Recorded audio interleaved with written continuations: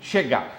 É hora da gente mudar o Brasil, é isso que a ACI de Novo Hamburgo está dizendo. Meu convidado de hoje, a gente já apresentou ele em outra oportunidade aqui no Conversa de Peso, é curioso, disciplinado e combativo, natural de Novo Hamburgo, filho da Dona Lia e do seu Nelson, advogado, formado em ensinos e graduado em inglês em Cambridge. Marido da Denise, é diretor de Relações Institucionais da Associação Comercial, Industrial e de Serviços de Novo Hamburgo, Campo Bom, Estância Velha.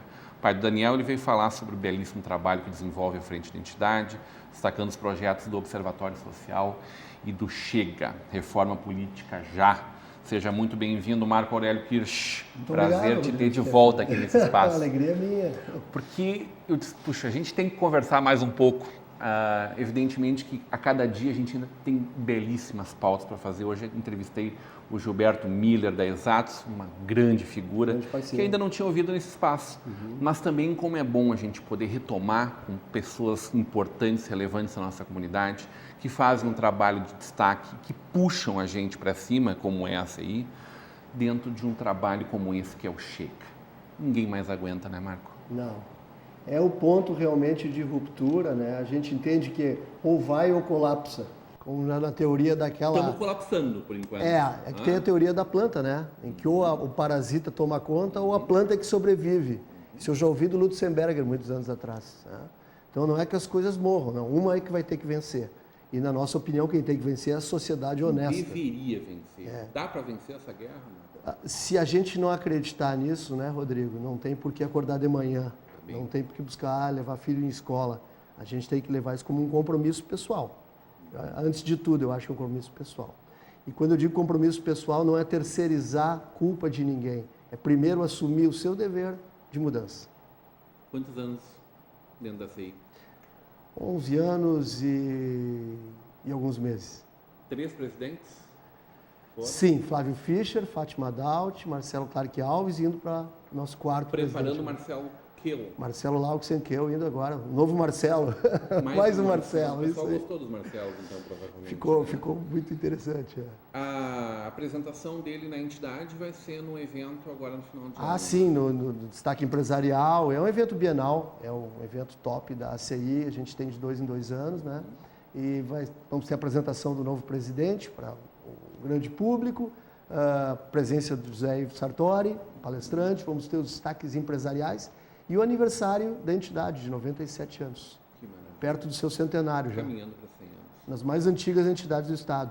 Ô, Marco, a gente fica muito pouco preocupado, né? Anterior à própria Novo Hamburgo, né? É um prazo de 7 anos antes, praticamente. Antes de falar de impostos, vamos falar um pouquinho, está aberta a votação lá dos destaques. Sim, até o dia 13 de setembro, exatamente. Como é que a pessoa faz para participar? É um modelo... Todo mundo que é associado assim. Todo mundo que é associado e entra ali com o seu código, seu CNPJ, e a gente sempre destaca que a nossa busca é a da democracia, da justiça entre o associado. Então, por isso se criou 2 categorias, que é das médias e grandes, das pequenas e micro, na indústria, no comércio e serviço, e cada um pode votar nessas 6 modalidades, mediante um voto. Cada CNPJ tem um voto. Então, isso independe do tamanho da empresa e da vocação que a empresa tem. Indústria, comércio e serviços. É um voto por associado. Ambos, isso aí. Eu posso votar em cada categoria. Exato, na pequena e na grande. A ideia foi abrir isso porque, naturalmente, a pequena tem menos oportunidade de publicizar seus serviços e tudo mais. Então, a gente abriu isso já há alguns anos. Acho que foi um critério mais justo. Vi muita gente muito bacana recebendo essa honraria, que é uma grande distinção ao lado das gigantes da nossa região aqui, né? Eu estou muito incomodado com a reforma política que está sendo proposta pelo nosso Congresso Nacional. A gente vai piorar uma coisa que já não está boa, Marco. Exato. A gente, quando discutiu a questão do Chega dentro da CI, não se imaginava, eu estou sendo muito sincero aqui. Não se falava em distritão ainda? Não se falava em distritão, estava se falando ainda de Previdência e Reforma Trabalhista, que eram outros 2 temas, mas não se falava em distritão, não se falava em fundo público para campanha, nada disso. Então, o curioso, eu comentava contigo antes de a gente vir para o ar aqui, é de que a gente se reuniu numa necessidade mesmo premente de sentarmos e discutirmos com um grupo político, economistas, juristas, pessoas já com uma experiência empresarial, quais as luzes que a gente podia ofertar para esse processo e como é que esse processo começaria idealmente. E quando eu falo idealmente, nós estamos falando de uma constituinte exclusiva, com pessoas inelegíveis por 10 anos, sem interesses diretos, como foi a Constituição de 88, que veio em prejuízo de muito direito e dever, houve muita confusão em cima de interesses pessoais. E a proposta nossa foi desde o início essa, parte de uma constituinte exclusiva, isenta, sem perspectiva de eleição ou reeleição. Exatamente o contrário do que está momentaneamente acontecendo. E eu tenho chamado isso não de uma reforma política, mas de um puxadinho político.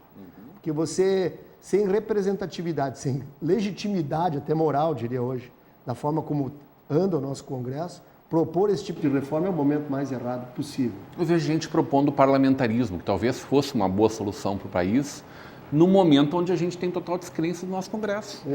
Mas aí a gente volta, de certa forma, para algumas discussões do passado. Eu lembro que o parlamentarismo foi uma tentativa, lá nas viradas dos anos 60, né? Não engrenou muito no país, se tentou também alguma coisa nos anos 50. Se não me engano, Fernando Ferrara é um dos defensores desse modelo, tem alguns estudos. Nunca deu muito certo no Brasil. Isso não exclui a possibilidade de ainda poder dar. O que a gente sabe é que distritão vai dar errado. Esse modelo, como eu dizia antes, esse núcleo que está hoje nutrindo essas novas diretrizes e discussões, ele é muito ruim, que deveria partir de uma constituinte exclusiva, volto a dizer. Daí para frente. E quando a gente diz daí para frente, estamos falando de uma votação distrital, voto distrital, ou semidistrital, que seria um modelo de passagem para o ideal, que seria o distrital. Aí a gente elegeria, por exemplo, em Novo Hamburgo, dá um exemplo local, para não ir lá para Brasília, a gente teria o representante de Canudos, o do centro, do bairro Ideal, o Rio Branco, quem sabe. Não tem exatamente isso formatado, nem é nosso propósito, mas seria o representante de cada unidade fatiada do município. Assim também no Estado, assim também na Federação. E o misto, ele é um misto disso, os mais votados em todos eles. O misto é o sistema atual, são 2 votos. Então, assim, é o sistema atual com o misto do novo sistema. Seria uma migração, para a gente não cair logo no radicalismo. Então, as pessoas até entenderem o processo. E eu acho que até se perceberia muito mais a qualidade disso que está se propondo como distrito, a partir dessa transição. Ela daria a oportunidade para o eleitor entender isso melhor. Vocês apostam numa transição também de tempo? Tu diz em termos de prazo? Em vacatio legis mesmo. Dizer, olha, essa lei nós vamos definir ela agora para só daqui a 5 ou 10 anos ela começar a valer. Será que isso não é uma coisa que a gente deveria colocar, Marco, a partir do momento que as partes envolvidas, tu falaste de, vamos eleger uma constituinte exclusiva para decidir só isso. Sim, entendo o que tu quer dizer. Mas que as soluções que se tem, e aí vamos falar que a gente pode já colocar nessa discussão também a reforma tributária. Perfeito. Que ninguém que está hoje aqui quer mexer nela porque tem que pagar a conta amanhã. E aí mexe na fonte, mexe no fator gerador e tu vai ter problemas amanhã no teu caixa, no caixa do governador, do presidente da República e, consequentemente, todos os municípios. Agora, se a gente dá um espaço para se preparar, e talvez esse seja o grande problema do Brasil, não pensar para daqui a 10, 15, 20 anos, né? A gente fica enxugando gelo, fazendo de conta e não resolve os problemas. Será que isso não teria mais chance de prosperar? Não, de fato, nossa expectativa não é para o ano que vem, assim, é uma coisa talvez para 2020, por aí. Porque tu não tens hoje, nesse cipó de problemas e de novidades geralmente ruins que estão acontecendo, espaço para criar mais um espaço hoje. Eu acho que não, acho que a gente tem que respirar, atravessar toda essa dificuldade com o PIB, com aumento de impostos, um PIB medíocre, mesmo que ainda positivo, mas um débil de um aumento de PIB, uma desindustrialização, uma dificuldade grande, 14 milhões de desempregados, acho que não é hoje o foco, acho que a gente tem que sair dessa zona de total, nem vou usar desconforto, né, de total arritmia econômica e social, para daí sim discutirmos. Mas as ideias, Rodrigo, que eu quero colocar, que eu até trago um pouco aqui listadas, elas dependem sim dessa constituinte e de muita discussão. A gente entende que esgotar prazos, por exemplo, não seria nosso papel agora. Eu dizer assim, o coeficiente é sempre sugerido, por exemplo, na cláusula de barreira. Tá? Tem algum coeficiente sugerido ali. Isso, naturalmente, é debate para uma constituinte fazer. Então, a gente apresenta sugestões, mas naquele sentido. Né? Por exemplo, a gente é contrário explicitamente contra o fundo público de campanha. Isso não estava sendo discutido no Brasil ainda. A gente falou, coincidência ou não, 1 mês e meio nisso já. A gente estava nos preocupando porque esse certamente é mais um sumidouro de dinheiro, fora o fundo partidário que hoje alimenta 35 partidos, dos quais 28 estão representados no Congresso Nacional. Perfeito. Então são distorções dessa altitude que hoje trazem tanta dor de cabeça para o contribuinte formal nesse país. Eles estimulam o empreendimento e o investimento. A crença no fundo privado, ela é maior por quê? Ela é maior porque, em primeiro lugar, ela torna as campanhas eleitorais mais baratas, mais razoavelmente baratas. Se nós não tivéssemos caixa 2 nesse país, né? Vamos lá, a gente teve, mas caixa 2 ou não, vamos lá, caixa 2 ou não, ele entra igual. Poderia continuar acontecendo. Claro, isso não impede, aliás, ninguém sonha aqui em trazer um bálsamo de perfeição, não é santidade, nós propondo um modelo bem melhor, uma engrenagem que trabalhe em prol das coisas... A palavra santidade está bem colocada.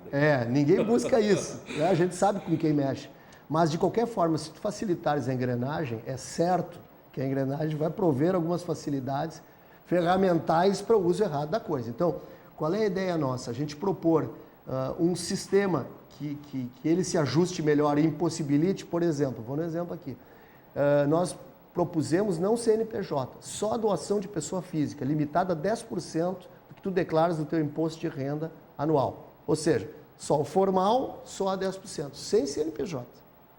Tá? Agora o governo está buscando um misto de fundo público com CNPJ de novo.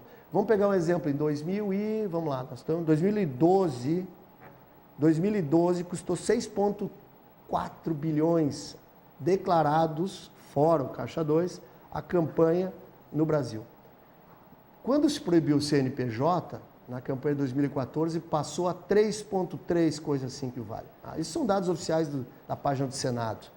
Olha a diferença que tu tem. A gente já estava com o colchão preparado lá, né? Mudou completamente o cenário, mas se fez campanha.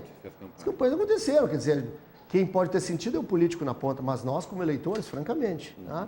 Aí a gente prover novamente, como contribuinte, dinheiro para as campanhas, não, eu acho que primeiro tem que racionalizar esse aspecto, que a campanha nossa não pode ser esse modelo norte-americano, né? Que também esse sim é muito caro, é uma opulência, e nós temos que efetivamente nos tornar mais brasileiros, racionalizar os custos, entendemos que a nossa realidade é outra, e se o cidadão realmente quer doar, que doe e declare. Agora, Caixa 2 tu não proíbe em modelo nenhum.